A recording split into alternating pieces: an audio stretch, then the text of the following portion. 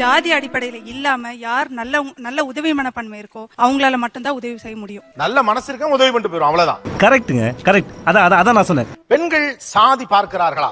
நம்ம ஜாதின்னு தெரிஞ்சுட்டா உடனே மாமே மச்சான்னு முதல்ல அந்த உறவை நம்ம கொண்டாடிடுவோம். வாங்க மூக்குல கொசு போயிடுச்சா? எல்லாரையுமே நம்ம வீட்டுக்குள்ள விட மாட்டோம். அதனால நம்ம ஜாதி அப்படின்னும் போது ஒரு சிலர் வெராண்டால வச்சு பேசுவோம். பாத்ரூம் போறதுக்கு வந்துட்டு பல்லு விளக்கிட்டு குளிச்சிட்டு சாப்பிடுற வேலையெல்லாம் வச்சுக்க கூடாது, தெரியுதா? சார் ஹால்ல வச்சு பேசலாம், ஒருத்தர் பெட்ரூம் கூட கூட்டு போய் நம்ம பேசலாம். நீங்க ஃபாலோ பண்ணீங்களா அத வீட்ல? உங்க ஆளுங்கன்னா பெட்ரூம் வரைக்கும் அல்லது ஹால் வரைக்கும் அலோ பண்ணுங்க. ஹால் வரைக்கும் அலோ. ஐயோ அட தற்குறி நாயங்களா. இல்லாட்டி நான் வெளியிலே வச்சு பேசுவேன். நிச்சயமா வெளியில வச்சு தான் பேசுவேன். யாரையுமே அப்படி அலோ பண்றதே கிடையாது. லேடிஸ்னா நம்ம இல்ல. நான் இன்னொன்னு வச்சுக்கிறேன். உங்க பையன் இருக்காப்லையா? இப்ப அத தெரிஞ்சு நீ என்ன பண்ண போற? பொண்ணு பொண்ணுதான் இருக்காங்க. பொண்ணு இருக்கு. உங்க பொண்ணோட நல்ல க்ளோஸ் ஃப்ரெண்ட் இல்ல, உங்களுக்கே ஒரு க்ளோஸ் ஃப்ரெண்ட் இருக்காங்கன்னு வச்சுக்கோங்களேன். சரி. சின்ன வயசுல இருந்து படிக்கிறீங்க, ஆத்மார்த்தமான தோழி, சின்ன வயசுல இருந்து பழகுறாங்க. சரி. வேற வகுப்பை சேர்ந்தவங்க, வேற ஜாதியை சேர்ந்தவங்க, அவங்கள உங்களுடைய ஹால் வரைக்கும் தான் உள்ள எல்லாம் அலோ பண்ணணும். பெஸ்ட் ஃப்ரெண்ட கூட. யாரா இருந்தாலும் எவ்வளவு கேவலமான பிறவிங்க இல்ல நம்ம. ஓகே, அதுவே உங்க ஜாதியா இருந்துட்டா நிச்சயமா கிச்சன் வரைக்கும் அலோ ஓ பெஸ்ட் ஃப்ரெண்டா இருந்தாலும் வேற ஜாதியா இருந்தா ஹால் வரைக்கும் தான். ஹால் வரைக்கும் தான். இந்த பார்டர் தாண்டி நீயும் வரக்கூடாது, நானும் வரமாட்டேன். அதுவே உங்க ஜாதியா இருந்தா கிச்சன் வரைக்கும் அலோ பண்ணுவீங்க. நிச்சயமா அலோ. இந்த ஐடியாவை எங்க இருந்து கத்துக்கிட்டீங்க? எல்லாம் நம்ம ஃபேமிலில எல்லாருமே அப்படி. உங்க எங்க அம்மா எல்லாருமே அதே மாதிரி தான். நல்ல குடும்பம். இந்தியாவில் இப்படி ஒரு குடும்பத்தை நான் பார்த்ததே இல்ல. உங்களுக்கு உங்க காஸ்ட் இல்லாம வேற வகுப்பை சேர்ந்த நெருங்கிய தோழி இருக்காங்களா? இருக்காங்க. அவங்களையும் நீங்க ஹால் வரைக்கும் தான்.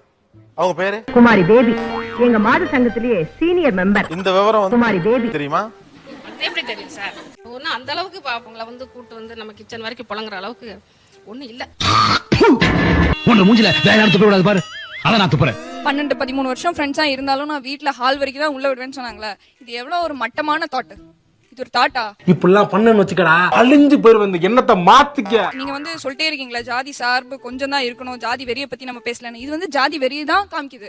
இது வேற எதுவுமே காமிக்கல. இவ்வளவு கேவலப்பட்ட ஒரு பொழப்பு தேவையா? இவங்க எல்லாரும் பேசினது நான் இப்படி இருக்கேன், நான் வந்து மத்தவங்க யாரையும் எதுவும் பண்ண விட மாட்டேன், என் குழந்தைங்க அவங்க எப்படி வேணா வளரலாம்னு சொல்றாங்க. எந்த வீட்ல சார் அவங்க குழந்தைங்களை அவங்க விருப்பப்படி வளர வைக்கிறாங்க? கட்டபொம்மை வெள்ளக்காரங்கிட்ட கேட்ட மாதிரி கேக்குறாளே. நாங்க இப்படி இருப்போம் அப்படின்னா இதுதான்ப்பா நம்ம குடும்பம், நம்ம குடும்பத்துல இதெல்லாம் நடக்கணும் அப்படின்னு சொல்லி ஒரு சர்டன் ஏஜ் வந்தோடனே எல்லாரும் சொல்லி விட்டுறாங்களா? இவங்க அவங்க பையனுக்கோ பொண்ணுக்கோ அதை சொல்லி கொடுப்பாங்க. நம்ம குடும்பத்துக்கு கௌரவம் தான் முக்கியம்.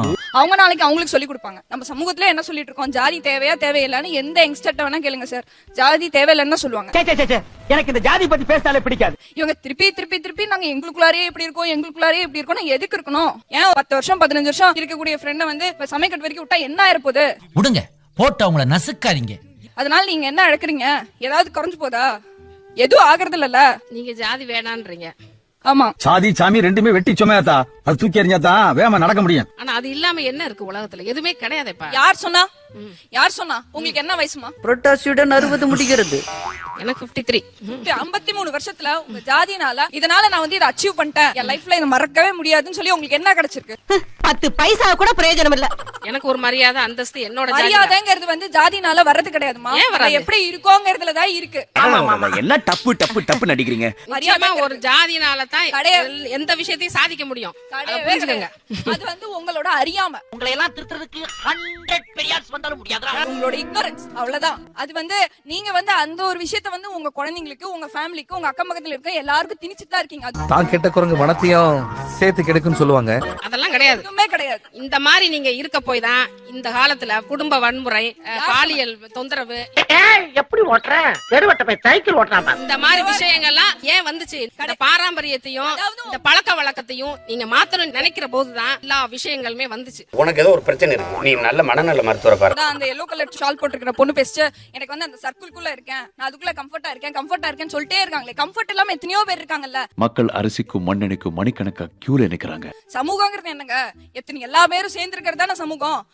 நம்மளுக்கு கீழே கஷ்டப்படுறவங்க. பட் நீங்க அந்த கம்ஃபர்ட்டை மீறி வெளியில வர தயாரா? கண்டிப்பா தயார் சார். நம்ம எல்லாரும் ஒண்ணுதான், மனிதனா மதிக்கணும். ஏன்னா எப்போ எங்க வீட்ல ஒத்துக்க மாட்டாங்க சார், அது எனக்கு கண்டிப்பா தெரியும். அவங்கள மாத்திரத்துக்கு முயற்சி தான் பண்ண முடியும். அப்படி ஒத்துக்கல அப்படிங்கிறதுக்காக என்னோட சுய விருப்பத்தை நான் விட்டு கொடுக்க முடியுமா? இந்த தெளிவு உங்களை எங்கேயோ கொண்டு போகுது.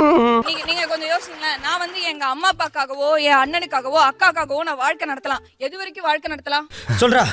இதெல்லாம் நான் சொன்ன சிரிச்சிருவாங்கப்பா. கொஞ்ச நாள் நாள் வாழலாம். அதுக்கப்புறம் என் வாழ்க்கையை நான் தான் வாழ போறேன். உங்களை இவ்வளவு நாள் வளர்த்து ஆளாக்கி உங்களை பார்த்தவங்களுக்கு நீங்க என்ன பதில் சொல்லுவீங்க? உன்னை சொல்லிருங்க 10 மாசம் சுமந்தா பால் கொடுத்தா அப்படின்னு நல்லா தெரிஞ்சுக்கங்க. உங்களை சுத்தி எத்தனை பேர் இருக்காங்க? கல்யாணம் பண்ணா குழந்தை பெத்துக்கிறது வருது பிராக்டிகலான ஒரு விஷயம். ஓகேங்களா? பெத்தா வளர்க்கதான் செய்யணும். உங்களை ஏன் வளர்க்கதான் நாங்க பாட்டுக்கு ரயில்வே ஸ்டேஷன்ல விட்டுட்டு நாங்க பாட்டுக்கு போயிட்டே இருந்தா என்ன பண்ணிக்காதீங்க? பெத்து ரயில்வே ஸ்டேஷன்ல வர்றதுக்கு பெக்காம இருந்தா என்ன? இத பாராம்பி நீ எங்க பக்கமா இல்ல அவ பக்கமா அத சொல்லு. சிம்பிள். இப்ப நீங்க ஒரு பையனை லவ் பண்றீங்க, ஒரு காதலிக்கிறீங்க, அவர் வேற இதை சேர்ந்து உங்க வீட்டுல ஒத்துக்கல, what will you to? Good question. எவ்வளவு தூரம் போராட முடியுமோ அவ்வளவு தூரம் போராடி ஒத்துக்க வச்சு கண்டிப்பா திருமணம் பண்ணுவேன் சார். அதுக்காக நான் ஓடி போட மாட்டேன், ரிஜிஸ்டர் மேரேஜ் பண்ண மாட்டேன், எதுவுமே பண்ண மாட்டேன். உங்க அம்மா அப்பா நல்லா வளர்த்திருக்கா. என் தரப்புல நியாயம் இருக்கும் போது அதை நான் ஒத்துக்க வச்சுதான் ஆகணும். வெயிட் பண்ணுவேன். என் அம்மா அப்பா பிளஸ் அண்ணா அக்கா இவங்க 4 பேர் இருக்காங்கன்னு வச்சுக்கோங்க சார். இந்த 4 பேருமே நான் நல்லா இருக்கணும்னு தான் நினைப்பாங்க இல்லையா? டெபினெட்லி என்ன மீறி என்ன வந்து அவ்வளவு ஃபோர்ஸ் பண்ணி இந்த ஜாதிங்கிற ஒரே ஒரு விஷயத்துக்காக என்ன ஒதுக்கப்பட்டு வேற யாருக்கா திருமணம் பண்ணி கொடுக்குறாங்கன்னு வச்சுக்கோங்களேன். பண்ணி கொடுக்குற 3 நாள் இருப்பாங்களா, 10 நாள் சொந்தக்காரங்க இருப்பாங்களா, அதுக்கப்புறம் நான் தானே வாழணும். ராமாயணம் மாதிரி ஒரு கேள்விக்கு திருக்குறள் மாதிரி பதில் சொன்ன ஒரே பொம்பளை இவங்க தான். இப்போ உங்க வீட்டுல நீங்க சமாதானப்படுத்திட்டு இருக்கீங்களா? What is the condition?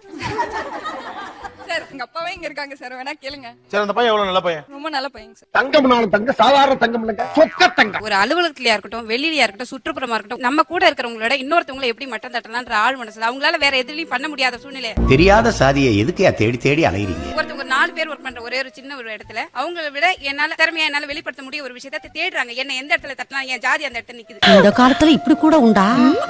அவங்க வந்து அங்க வந்து பெஸ்ட்னு காமிச்சுக்கணும். வேற வழி தெரியாத ஒரு சூழ்நிலையில தான். அது மட்டம் தட்டுறது அப்படின்றது நம்மளை விட கொஞ்சம் கீழ்நிலையில இருக்கிறவங்களை கிண்டல் பண்ணி பாக்குறது இயல்பா நமக்கு இருக்கு. சின்ன வயசுல இருந்து அப்படியே ஊறிடுச்சு சார். அப்ப அதை ஒண்ணும் செய்ய முடியாது. சொல்லு. ஒரு ஆபீஸ்ல பாத்தீங்கன்னா ஜூனியர் மோஸ்ட் யார் வராங்களோ அவங்கள நம்ம எப்பயுமே அவங்க டேலண்டா இருந்தாலும் அவங்கள கொஞ்சம் மட்டம் தட்டுவோம். ரைட். அது தப்பா சரியா? அது தப்பா சரியா? வந்து இப்ப நான் என்ன உங்கள்ட்ட சொல்றது? அது சரியா தப்பானே? ரொம்ப தப்பு. தப்பு தானே? அப்புறம் ஏன் சரிங்க? இதெல்லாம் எங்களுக்குள்ள ஒரு என்டர்டைன்மெண்ட்டுங்க. அந்த நீல சரி அவங்கள சொல்லக்கூடாது. அவங்க உள் மனசுல ஜாதி நாங்க தெரிஞ்சுக்கிறோம்ன்றாங்கல்ல சார். மீதி தெருவுல இருக்கவங்கள நான் தெரிஞ்சுக்கிட்டோம்